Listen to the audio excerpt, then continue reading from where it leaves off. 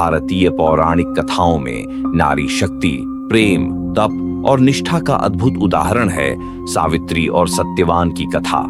ये कथा महाभारत में वर्णित है, जब युधिष्ठिर ने महर्षि व्यास से पूछा कि क्या कोई स्त्री अपने पति के प्राणों को यमराज से भी छीन सकती है। तब व्यास जी ने सावित्री की कथा सुनाई। ये कथा केवल एक प्रेम कहानी नहीं, बल्कि धर्म, संकल्प और अडिग नारी संकल्प की महागाथा है। आइए इस दिव्य कथा को विस्तार से जानें। मद्र देश के राजा अश्वपति धर्मपरायण और प्रजा के प्रति समर्पित शासक थे, परंतु उन्हें संतान का अभाव था। उन्होंने संतान प्राप्ति के लिए घोर तप किया और गायत्री देवी की उपासना की।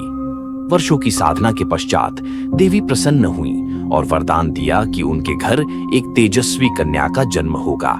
समय आने पर अश्वपति की पत्नी मलवती ने एक अत्यंत रूपवती, बुद्धिमती और तेजस्विनी कन्या को जन्म दिया, जिसका नाम उन्होंने सावित्री रखा। सावित्री अत्यंत सुंदर, विदुषी और धर्मनिष्ठा कन्या थी। जब वह विवाह योग्य हुई तो कोई भी राजकुमार उसके तेज के सामने स्वयं को योग्य नहीं समझता था। तब राजा अश्वपति ने उसे स्वयंवर हेतु देशाटन की अनुमति दी कि वह स्वयं योग्य वर का चयन करे। अपनी सखियों सहित वन वन घूमती हुई सावित्री एक दिन शाल्व देश के वन में पहुंची, जहां एक सुंदर, तपस्वी और तेजस्वी युवक लकड़ी काट रहा था। उसका नाम था सत्यवान। उसके मुख की आभा, कर्मठता और संयम ने सावित्री को प्रभावित कर दिया। जब सावित्री ने उसकी पृष्ठभूमि जानी, तब पता चला कि वह राजा द्युमत सेन का पुत्र है, जो अंधे हो चुके हैं और जिनका राज्य छल से उनसे छीन लिया गया है। अब वे वन में तपस्या कर रहे हैं और सत्यवान अपने माता पिता की सेवा करता है। जब सावित्री ने अपने पिता को सत्यवान से विवाह की इच्छा बताई, तो अश्वपति चिंतित हो उठे और उन्होंने नारद मुनि से परामर्श लिया। नारद मुनि ने भविष्य दर्शन करते हुए बताया, सत्यवान धर्मात्मा है, परंतु वह अल्पायु है। विवाह के ठीक 1 वर्ष बाद उसकी मृत्यु निश्चित है। राजा ने सावित्री को समझाने का प्रयास किया, परंतु सावित्री अडिग रही। उसने कहा, जिसे मैं मन से वर चुकी हूं, उसे ही मैं अपने जीवन साथी के रूप में स्वीकार करूंगी, चाहे उसकी आयु कुछ भी हो। राजा अश्वपति ने भारी मन से विवाह की अनुमति दी। सावित्री और सत्यवान का विवाह साधारण विधि से हुआ और वह अपने ससुराल वन में आकर रहने लगी। उसने तपस्विनी का जीवन अपनाया, सास ससुर की सेवा की और सत्यवान के साथ सुखपूर्वक रहने लगी। विवाह के 1 वर्ष पूर्ण होने के समीप सावित्री ने गणना कर ली थी कि जिस दिन सत्यवान की मृत्यु निश्चित है, वह दिन आ चुका है। उसने उस दिन व्रत रखने का संकल्प लिया और माता पिता की अनुमति लेकर सत्यवान के साथ वन में लकड़ियां लेने चली। वन में जैसे ही सत्यवान लकड़ी काटते हुए थका, उसके सिर में तेज पीड़ा हुई। वह सावित्री की गोद में लेट गया और धीरे धीरे मूर्छित हो गया। तभी वहां एक गंभीर, काले वस्त्रों में लिपटा तेजस्वी पुरुष प्रकट हुआ। यह स्वयं यमराज थे, जो सत्यवान का प्राण लेने आए थे। यमराज ने सत्यवान का प्राण ले लिया और दक्षिण दिशा की ओर चल पड़े। सावित्री ने उनका पीछा करना प्रारंभ किया। यमराज ने पहले उसे लौट जाने को कहा, परंतु सावित्री ने कहा, जहां मेरे पति जाते हैं, वहां तक मेरी निष्ठा भी जाएगी। धर्म की रक्षा करने वाले यम से धर्म की आज्ञा कैसे पीछे हट सकती है। यमराज उसकी वाणी और तप से प्रभावित हुए और बोले, तुम अत्यंत बुद्धिमती हो सावित्री, मांगो, मैं तुम्हें वरदान देता हूं, पर सत्यवान को छोड़कर।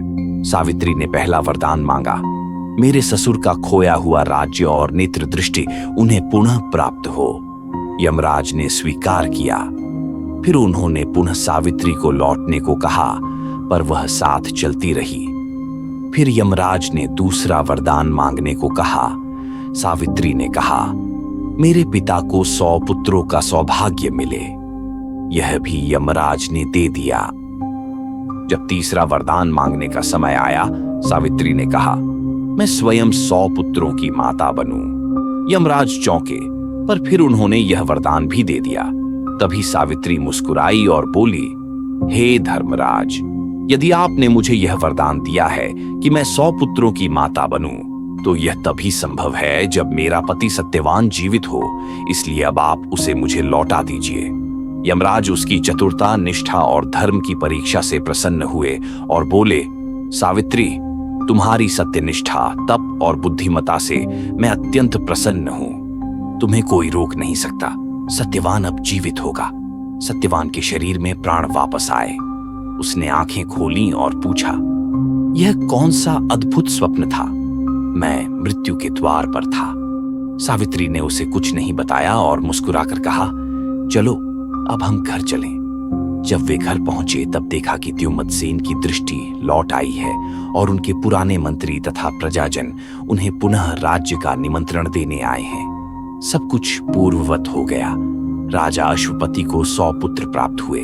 सावित्री को भी संतानें हुईं और वह पति सहित दीर्घ काल तक धर्मपूर्वक जीवन जीती रही। सावित्री की यह कथा भारतीय संस्कृति में नारी के उच्च आदर्शों, पतिव्रता धर्म और अद्भुत धैर्य का प्रतीक बन गई। आज भी वट सावित्री व्रत के रूप में विवाहित स्त्रियां अपने पति की दीर्घायु के लिए यह व्रत रखती हैं और सावित्री जैसी नारी को प्रणाम करती हैं। यह कथा केवल प्रेम की नहीं, बल्कि सत्य, धर्म, निष्ठा और बुद्धि की शक्ति की गाथा है। टीएस स्टोरी टेलर पर ऐसी ही और भी प्रेरणादायक पौराणिक कथाओं के लिए जुड़े रहें। सावित्री और सत्यवान की कथा भारतीय पौराणिक साहित्य में एक अद्वितीय स्थान रखती है, जहां एक पत्नी अपने पति के प्राणों की रक्षा के लिए यमराज से भी भिड़ जाती है। ऐसी ही एक और प्रेरणादायक कथा है राजा हरिश्चंद्र की, जो सत्य और धर्म के प्रतीक माने जाते हैं। आइए इस कथा को विस्तार से समझते हैं। प्राचीन काल में अयोध्या नगरी में त्रैण राजा हरिश्चंद्र राज्य करते थे। वे सूर्यवंश के महान राजा माने जाते थे और उन्हें धर्म, न्याय व सत्य का प्रतीक माना जाता था। उनके राज्य में प्रजा सुखी, निडर और धर्मपरायण थी। ऋषि मुनि भी उनके राज्य की व्यवस्था और धर्मनिष्ठा की प्रशंसा करते थे। हरिश्चंद्र न केवल एक आदर्श शासक थे, बल्कि एक सजग पति, स्नेही पिता और ईश्वर के सच्चे भक्त भी थे। एक बार स्वर्ग में देवताओं के बीच चर्चा हुई कि पृथ्वी पर कौन व्यक्ति सबसे धर्मनिष्ठ और सत्यव्रती है। अधिकांश देवताओं ने हरिश्चंद्र का नाम लिया।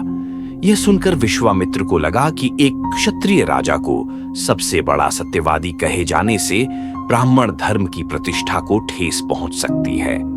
अतः उन्होंने यह निर्णय लिया कि वे हरिश्चंद्र की परीक्षा लेंगे और सिद्ध करेंगे कि किसी मनुष्य के लिए पूर्ण सत्य का पालन करना असंभव है। विश्वामित्र ने अपनी तपस्या से एक स्वप्न रचा और हरिश्चंद्र के स्वप्न में प्रकट हुए। उन्होंने स्वप्न में राजा से वचन लिया कि वह अपना संपूर्ण राज्य उन्हें दान में दे देगा। हरिश्चंद्र ने सपने में ही यह वचन दे दिया। जब वे जागे तो स्वप्न की बात को स्मरण रखते हुए उन्होंने सत्य पालन हेतु राज्य त्याग करने का निश्चय किया। विश्वामित्र ने राज्य प्राप्त करने के बाद हरिश्चंद्र से यज्ञ की दक्षिणा मांगी। उन्होंने एक बड़ी धनराशि की मांग की, जिसे राजा तत्काल नहीं दे सके। विश्वामित्र ने उन्हें 1 महीने की मोहलत दी और कहा कि यदि वे दक्षिणा नहीं दे सके तो पाप के भागी होंगे। राजा हरिश्चंद्र अपनी पत्नी शैव्या या तारा और पुत्र रोहिताश्व को लेकर काशी की ओर चल पड़े। वहां उन्होंने जीवनयापन के लिए अनेक कार्य करने का प्रयास किया, लेकिन कोई मार्ग नहीं सूझा। अंततः उन्होंने अपनी पत्नी और पुत्र को एक ब्राह्मण को दास रूप में बेच दिया ताकि दक्षिणा चुका सकें। लेकिन यह राशि भी पर्याप्त नहीं हुई। तब उन्होंने स्वयं को काशी के एक चांडाल, श्मशान कर्म करने वाला को बेच दिया। राजा हरिश्चंद्र को श्मशान भूमि में काम करने का कार्य मिला। उन्हें वहां आने वाले मृतकों के अंतिम संस्कार हेतु कर लेना होता था। यह कार्य एक राजा के लिए अत्यंत अपमानजनक था, लेकिन हरिश्चंद्र ने इसे भी धर्म मानकर सहर्ष स्वीकार किया। वे अब भी व्रत, नियम और सत्य का पालन करते रहे। एक दिन उनकी पत्नी शैव्या अपने पुत्र रोहिताश्व के मृत शरीर को लेकर श्मशान पहुंची। उसका पुत्र नाग के काटने से मरा था। राजा हरिश्चंद्र ने उसे पहचाना नहीं और शवदाह के लिए कर मांगा। शैव्या के पास कुछ नहीं था, अतः उसने अपने शरीर पर पड़े अंतिम वस्त्र को देने का प्रस्ताव रखा। तभी राजा ने उसे पहचाना और रोने लगे, लेकिन उन्होंने कर लेने से इनकार नहीं किया। उन्होंने कहा, राजा के रूप में मैं पहचान नहीं सकता, चांडाल का कार्य करने वाला दास हूं, नियम तोड़ नहीं सकता। राजा की यह सत्य निष्ठा देखकर देवराज इंद्र और विश्वामित्र स्वयं प्रकट हुए। उन्होंने हरिश्चंद्र की परीक्षा पूर्ण मानते हुए उसका पुत्र पुनर्जीवित कर दिया और उन्हें पुनः राज्य सौंपने का प्रस्ताव रखा। राजा हरिश्चंद्र ने कहा कि वह पहले चांडाल से अनुमति लेंगे, क्योंकि अब वे उसके सेवक हैं। चांडाल ने भी अपने असली रूप का परिचय दिया। वह स्वयं यमराज थे। सभी देवताओं ने राजा की सत्यनिष्ठा की भूरी भूरी प्रशंसा की। हरिश्चंद्र को स्वर्गलोक में स्थान मिला और उनकी कीर्ति तीनों लोकों में फैली। राजा हरिश्चंद्र की यह कथा हमें सिखाती है कि सत्य और धर्म की राह कठिन अवश्य है, लेकिन अंततः वही मार्ग विजय को प्राप्त करता है। एक मनुष्य कितना भी संकट में हो, यदि वह सत्य के मार्ग पर अडिग रहता है तो देवता भी उसकी सहायता करते हैं। राजा हरिश्चंद्र की कथा भारतीय लोक जीवन में आज भी नाटकों, भजनों और गीतों में जीवित है। सत्यवादी हरिश्चंद्र एक प्रतीक बन चुके हैं, अडिग संकल्प, कठिन तप और अपराजेय नैतिकता का।